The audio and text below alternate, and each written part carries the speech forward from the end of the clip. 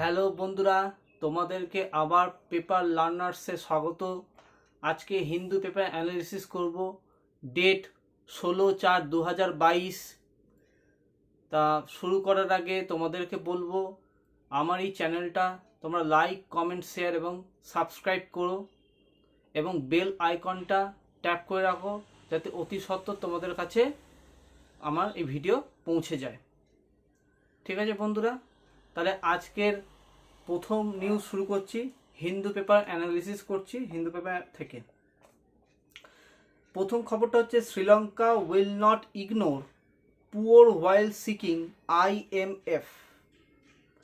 দেখো, Sri Lanka's economic recovery will depend on the reforms undertaken with the IMF's সাপোর্ট, but the government will not ignore the country's poor, finance minister Ali Sabri said. ওদের যে finance ministry আছে সেটা আলি সাবরি সে বলেছে যে monetary fund, international যে monetary fund আছে সেখান থেকে তারা ইকোনমিক অ্যাসিস্ট্যান্স পাবে, যেটা তাদের ইকোনমি রিকভারি করতে সাহায্য করবে। Departure to Washington DC, where he will lead to the Sri Lankan delegation in negotiation with the International Monetary Fund. Huge cut কি করার চেষ্টা করছে, huge cut to the country's revenue, কান্ট্রির যে রেভিনিউটা আছে সেখান থেকে কিছুটা অংশ কাট করবে। Are trying to recover from the current economic crisis. তাহলে কি হবে, যে কারেন্ট ইকোনমিক যে ক্রাইসিসটা হচ্ছে সেটা অনেকটা সুবিধা হবে। আর কি, পভার্টি অ্যালিভিয়েশন প্রোগ্রাম করবে। ঠিক আছে, আমাদের দেশে কখন হয়েছিল, 1971 সাল, তখন ইনিশিয়েটিভ নেওয়া হয়েছিল। The poverty alleviation program and need for a safety net for poor. According to the recent World Bank report, সেই অনুযায়ী বোঝা যাচ্ছে যখন প্যান্ডেমিক ছিল, pandemic years, at least 5 lakh more people fall below in the poverty line শ্রীলঙ্কাতে। আরও 5 lakh people below poverty লাইনে চলে গিয়েছিল, owing to severe job and income losses. এবং তার সঙ্গে সঙ্গে ইনকাম লস। আমি অনেকদিন, এই আগের দিনও এই পেপারে এই ব্যাপারটা এসেছিল। তা এই সিভিয়ার জব মানে শ্রীলঙ্কাতে এখন প্রত্যেক দিনই খবরটাই আসছে যে কি কারণে হয়েছে, কি সিচুয়েশন হয়েছে। তা এরপরে যখন যে নিউজগুলো আসবে এই শ্রীলঙ্কার ব্যাপারটাই আসছে, কারণ শ্রীলঙ্কা কান্ট্রিটা পুরোপুরি ডেট এখন ট্রাপড হয়ে গেছে। ক্লিয়ার? কিভাবে সেখান থেকে উদ্ধার করা যায়, সেখান থেকে দেশটার কি অবস্থা হবে, সেইটা নিয়ে তো একটা খবর তো অবশ্যই রয়েছে। ঠিক আছে, তা আজকের এই খবরটা এটাই এসছে। তারপরের যে খবরটা সেটা হচ্ছে,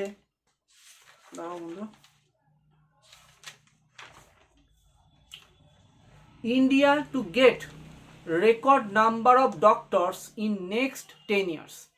মানে যে 10 বছর যেটা আসছে, আগত যে 10 বছর, সেই 10 বছরে কিন্তু অনেক সংখ্যক ডক্টরস ইন্ডিয়ার তৈরি হবে। বলছে it is due to centre's initiative, says PM, focus on medical এডুকেশনের উপর করছে, যাতে প্রত্যেকটা ডিস্ট্রিক্টে মেডিকেল কলেজ তৈরি করা যায়। মিস্টার মোদি, মানে আমাদের prime minister Modi, speaking after virtually inaugurating a new super specialty hospital in Kutch, Gujarat. ইনঅগুরেট করছিল যখন সুপার হসপিটালিটি, হ্যাঁ, এই কাছে স্পেশালিটি হসপিটাল কাছে গুজরাট যেটা অবস্থান করছে, এবং সেখানে উদ্ঘাটন করার সময় এই কথাটা তিনি বলেছেন, উল্লেখ করেছেন। He said 2 decades ago Gujarat had just 9 medical colleges with around 1100 MBBS seats, but the medical education scenario has improved vastly in the past 20 years. এখন অনেক চেঞ্জ হয়ে গেছে।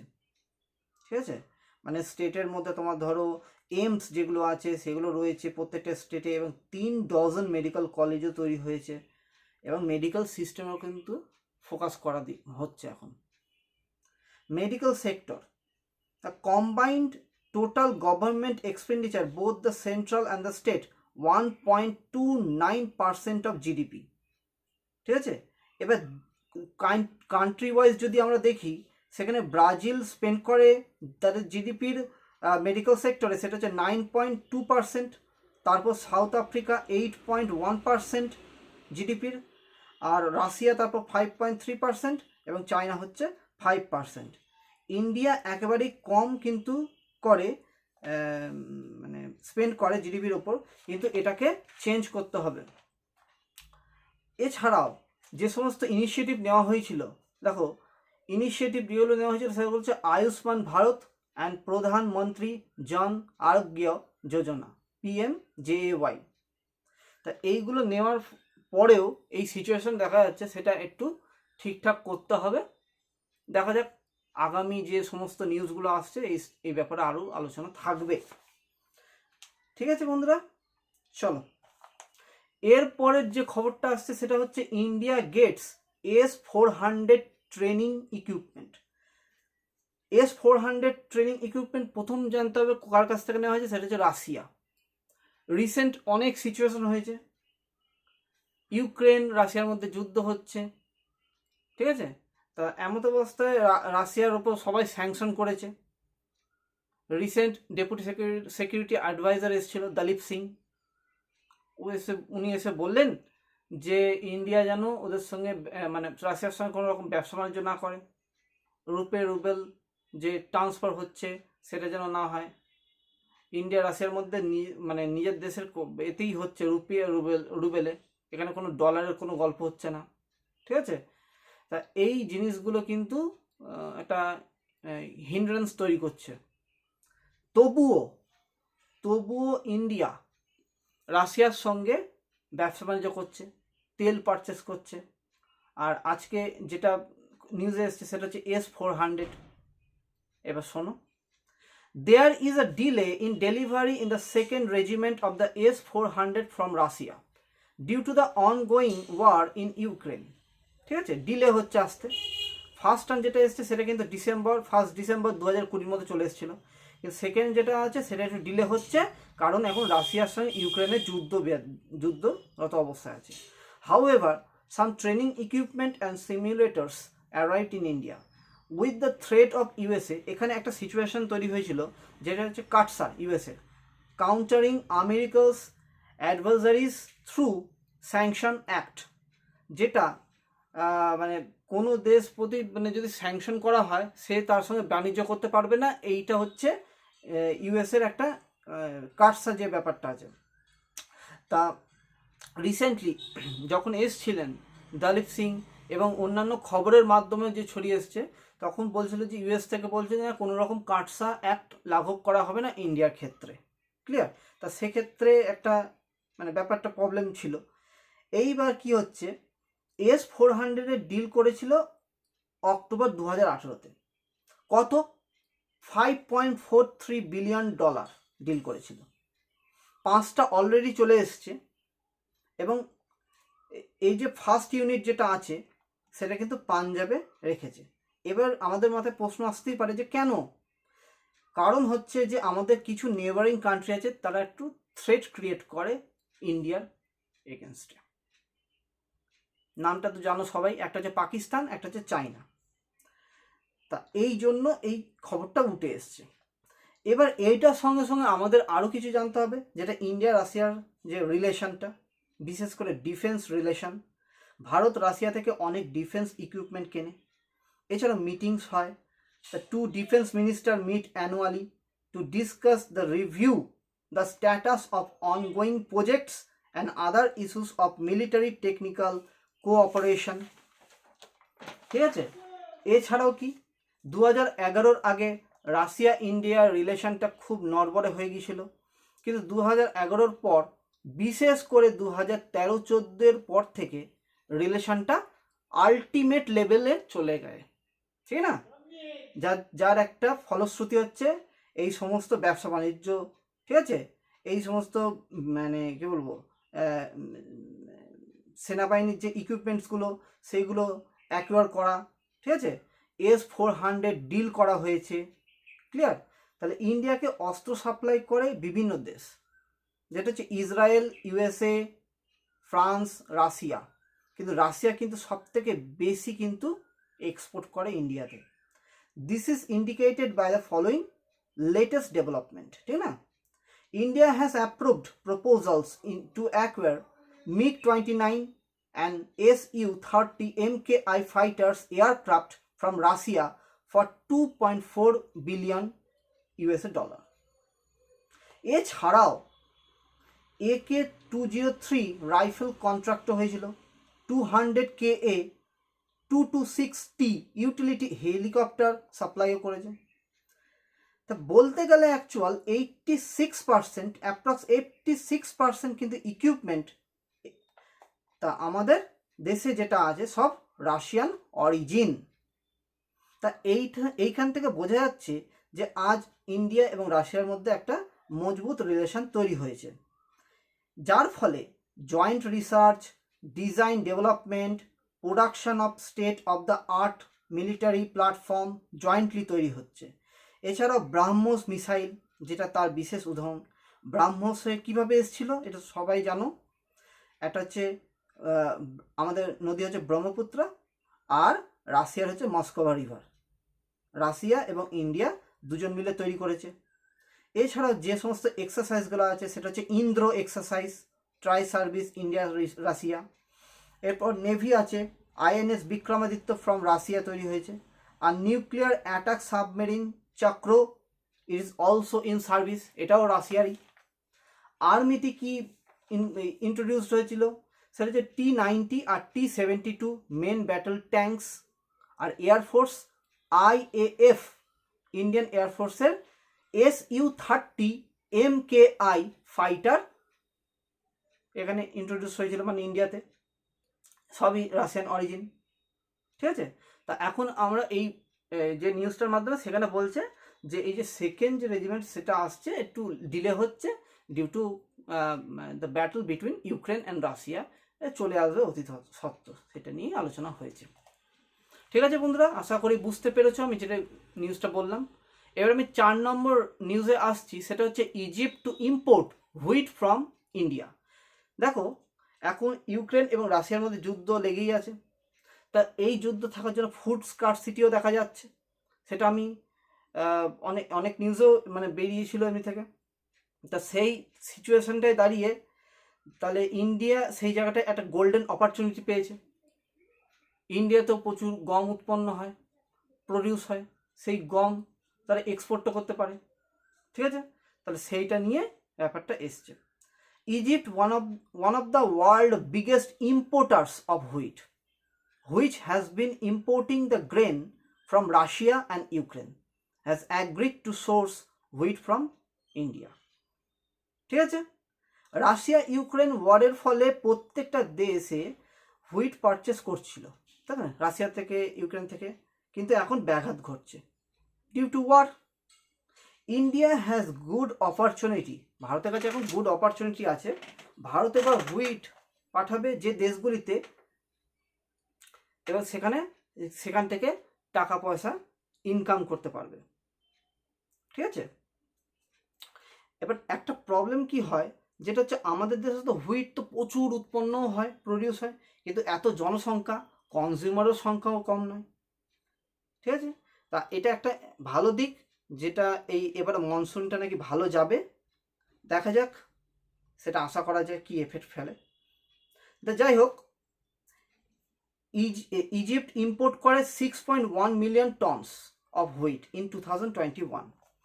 India was then not part of the list of accredited country that could export wheat to Egypt. 6.1 million tonnes import করতো, মানে যখন India introduce হয়নি এখানে। More than 80% of Egypt's wheat imports estimated to close to $2 billion in 2021 were from Russia and Ukraine. ঠিক আছে?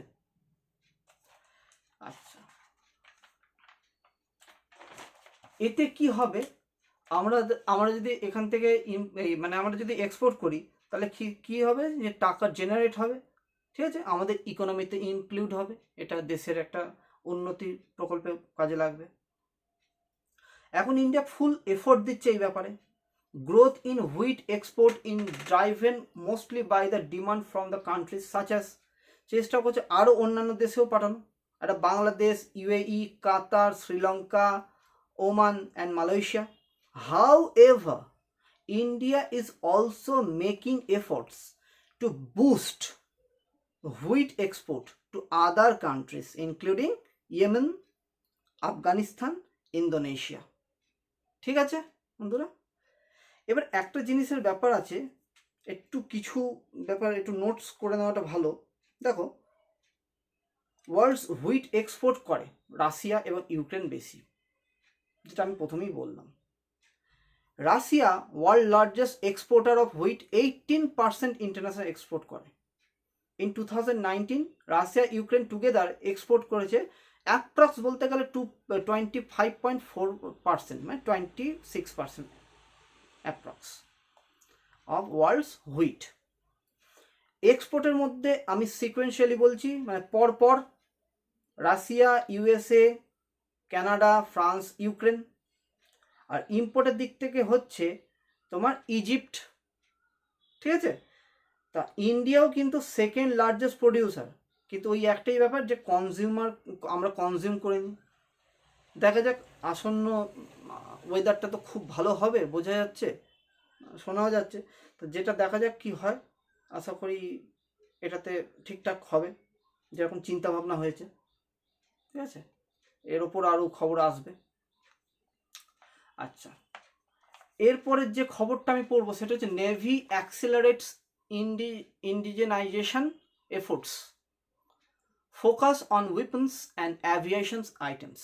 দেখো, the navy which had taken an early lead towards indigenization decades ago in 2014 promulgate the Indian Navy indigenization plan 2015. মানে আজকে যেটা navy ভাবছে, যে navy আমাদের যে ডিফেন্সের একটা পার্ট, যেটা ভাবছে যে আমরা পুরোপুরি নিজেরাই অস্ত্র তৈরি করব, যা দরকার সেটা নিজেরাই করব, আত্মনির্ভর ভারত, অন্যান্য দেশের উপর ডিপেন্ড করবো না, অন্যান্য দেশের কাঁচামাল আসছে তারপর আমরা তৈরি, এইটা ডিপেন্ড থাকবো না.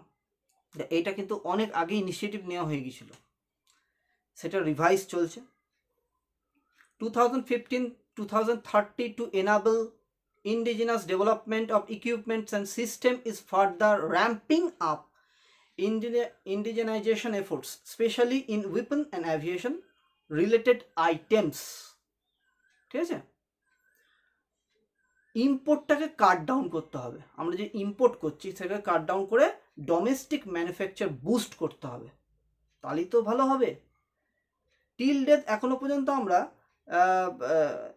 Navy has indigenized around 3,400 items under INIP. INIP কি?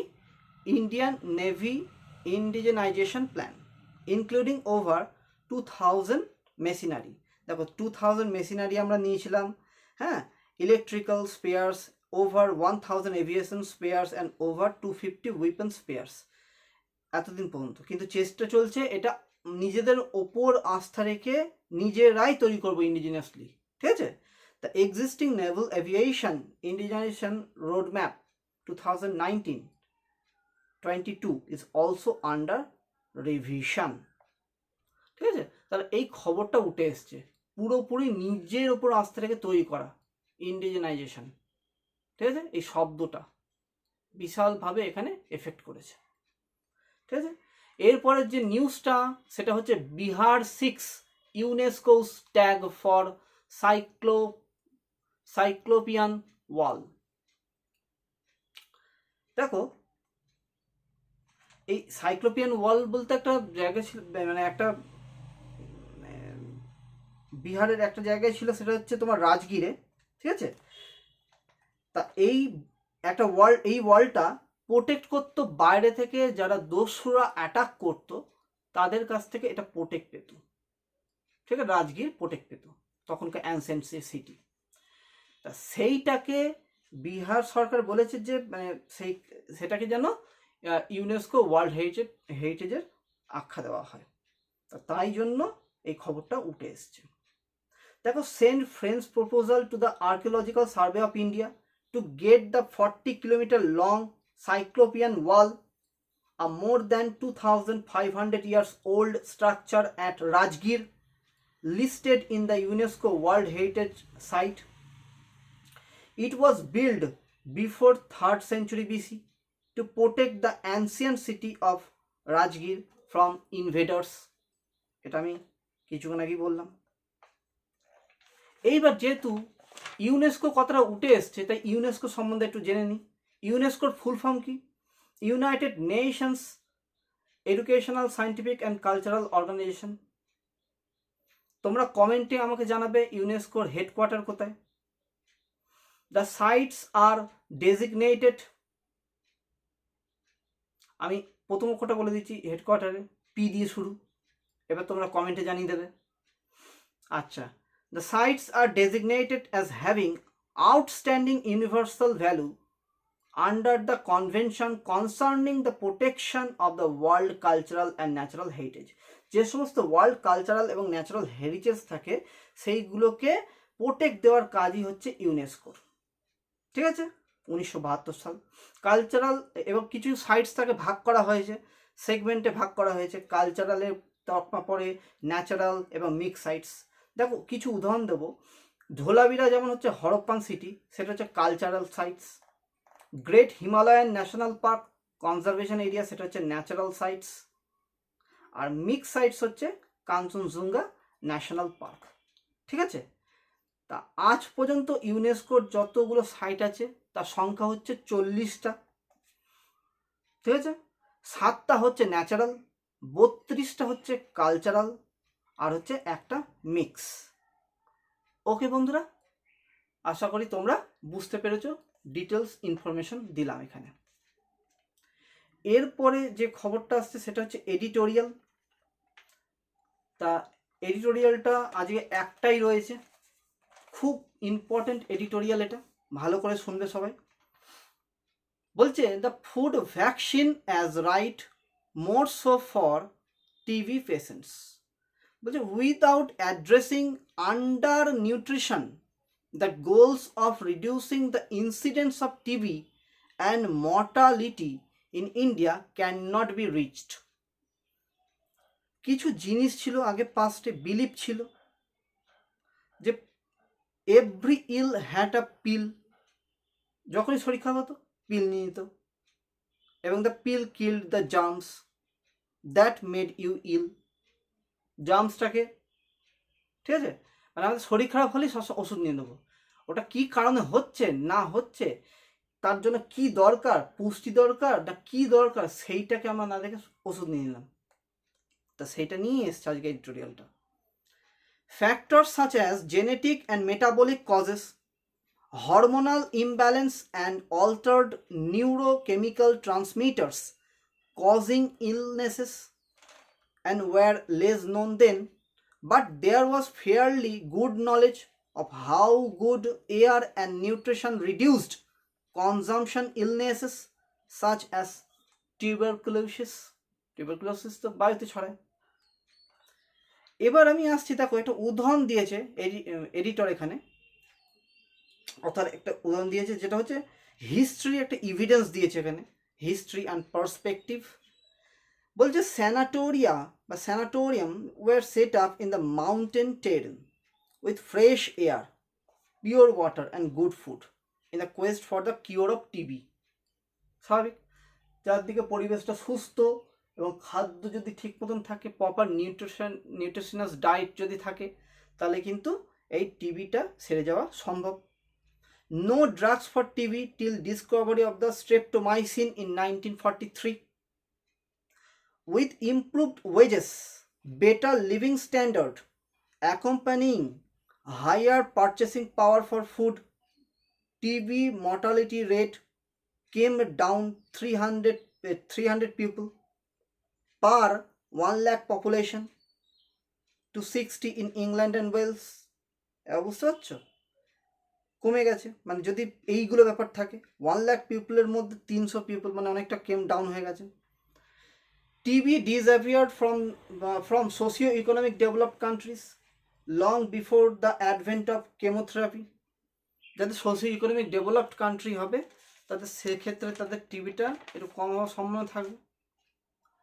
এবার দেখো, আর প্রথম কথা হচ্ছে চিন্তা ভাবনার একটা ব্যাপার থাকতে হবে, নিউট্রিশনটা খুব দরকার এইখানে। এই এডিটোরিয়াল মধ্যে নিউট্রিশন কথাটা, নিউট্রিশনাল ডায়েটের কথাটা একদম প্রত্যেকটা কথাতেই রয়েছে।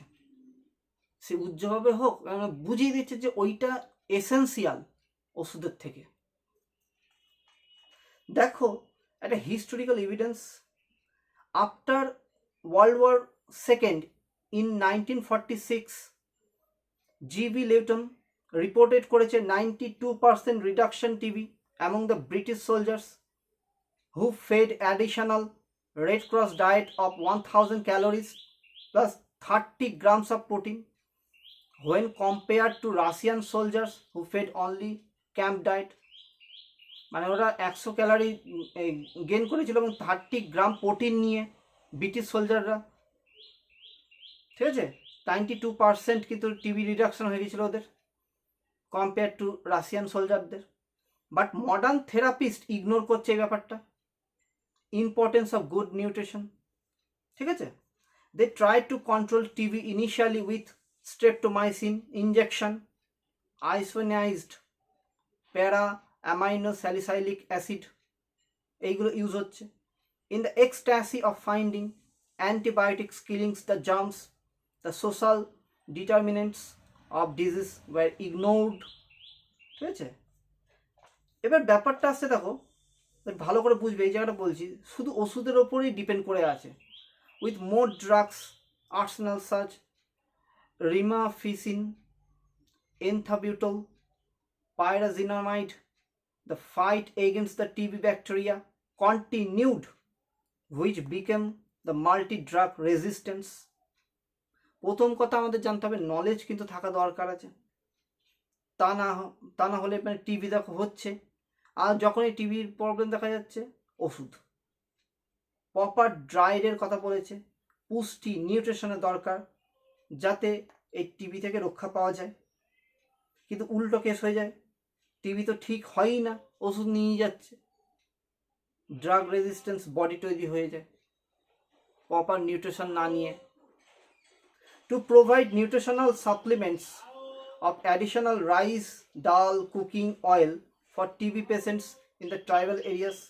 তা এইরকম একটা মানে মানে ব্যাপারটা চালানো হচ্ছে ন্যাশনাল রুরাল হেলথ মিশনের মাধ্যমে, যে তাহলে একটা কাজ করা যায়, রাইস, ডাল এবং কুকিং অয়েল টিবি পেশেন্টসদের মধ্যে, এবং বিশেষ করে বাস্তার ছত্তিশগড় এলাকায় ন্যাশনাল রুরাল মিশন চালানো যাক। যেটা হয়েছিল, আবার রিভাইজ হচ্ছে কথাটা, সেটা হয়েছিল 2009-2010-এ, but it was rejects twice. কিন্তু এটাকে রিজেক্ট করে দিয়েছে সেন্ট্রাল টেকনিক্যাল। কেন? ইন্টারভেনশন উইথাউট প্রুভেন বেনিফিট, কোনো রকম বেনিফিটই হচ্ছে না এই ব্যাপারে, ঠিক আছে। এরপর কি, the nutrition of the individual is the most vital factor, এটা বারবারই বলছে, দেখছো তো, in the prevention of the tuberculosis disease, said doctor J B. McDougall of the WHO in 1949, তখনও কথাটা উঠেছিল। Doctor René J Dubos in the journal American Medical Association in 1960 said, it is most unlikely that drugs alone or drugs supplemented by the vaccination can control TB is the underprivileged countries of the world as long as the nutritional status has not been raised to a reasonable level। এবার হচ্ছে 90% of India suffer করছে TB remain ডরমেন্টে। যদি ঠিকঠাক নিউট্রিয়েটিভ food নেওয়া হয় তাহলে কিন্তু এই ব্যাপারটা আসবে না, ট্যাকেল করা সম্ভব হবে। তাহলে India has around 2.8 million active cases. It is a disease of poor, treatment continue করতে পারে না WHO মন্তব্যে, ঠিক আছে। The work and the findings of the team at the জন স্বাস্থ্য সহায়ক হসপিটালে, এটা একটা ইনিশিয়েটিভ করা হয়েছে at Ganiari Bilaspur in Chhattisgarh established the Association of Poor Nutrition Status with a higher risk of TB ওখানে জনস্বাস্থ্য সহায়ক হসপিটাল যেটা। সবশেষে একটা জিনিস বলেছে ডক্টর অনুরাগ ভার্গবা প্রফেসর, বলেছে যে এই জিনিসগুলো যে খুব দরকার actual. Under nutrition in the adult population was the major driver of the India tuberculosis epidemic। এইগুলো ব্যাপারটা খুব দেখতে হবে যে একদম ইয়াং যে এজের যে ছেলেমেয়ের তাদের একটা এফেক্ট পড়ে, ঠিক আছে।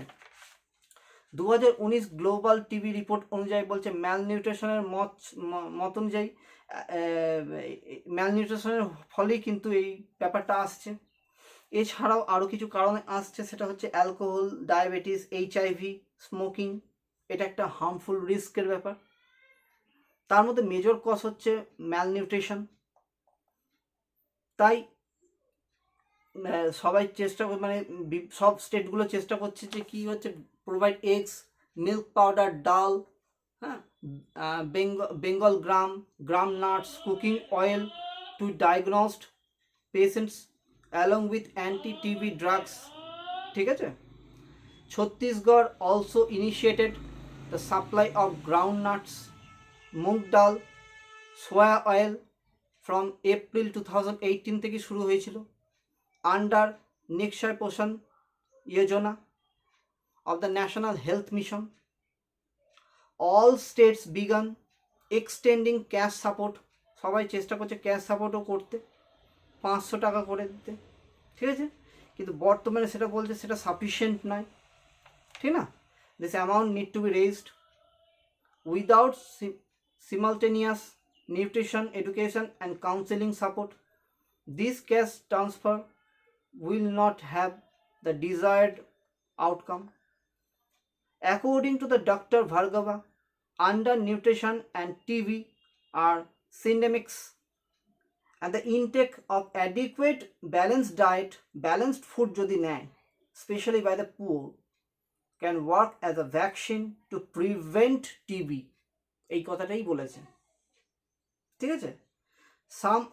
এবার আমি যদি টিভি কথাটা নিয়ে আলোচনা করি, যেহেতু টিভি এই ব্যাপারটা এসছে, টিবি রোগটা কী রকম, কোন প্রকৃতির। Some of microbacteria causes disease TB and leprosy. TB commonly affects lungs. TB নতুন ডিজিজ নয়, প্রায় 3000 বছর আগে ইজিপ্টেও দেখা গিয়েছিল, এবং এটা মানে ট্রিটমেন্টও করা যায় এবং কিউরেবলও হয়। ছড়ায় কিভাবে? টিভি, কাফ, স্নিচ, এয়ারে জার্ম ছড়ায়। কেউ যদি হেঁচে দিল এবং সেই হাওয়াটা যদি কেউ এই করে হয়, নিয়ে নেয়, তার ফলে কী হবে, তার মধ্যেও এই টিবিটা দেখা যাবে।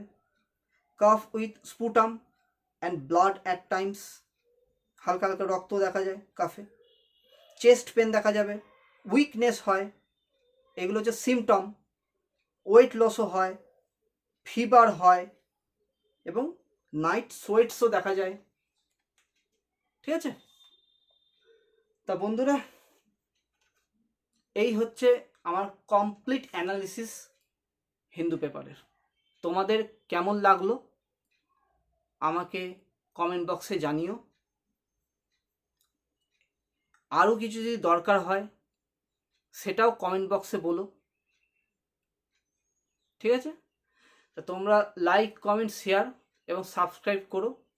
নিজের বন্ধুদের সঙ্গে ভিডিও শেয়ার করো, যাতে ওরা এই ভিডিওর লাভ নিতে পারে। ওকে বন্ধুরা, তাহলে আজ এই পর্যন্তই, আবার কাল দেখা হবে। সবাই খুব ভালো থেকো, টাটা, বাই বাই, খুব ভালো থেকো সবাই।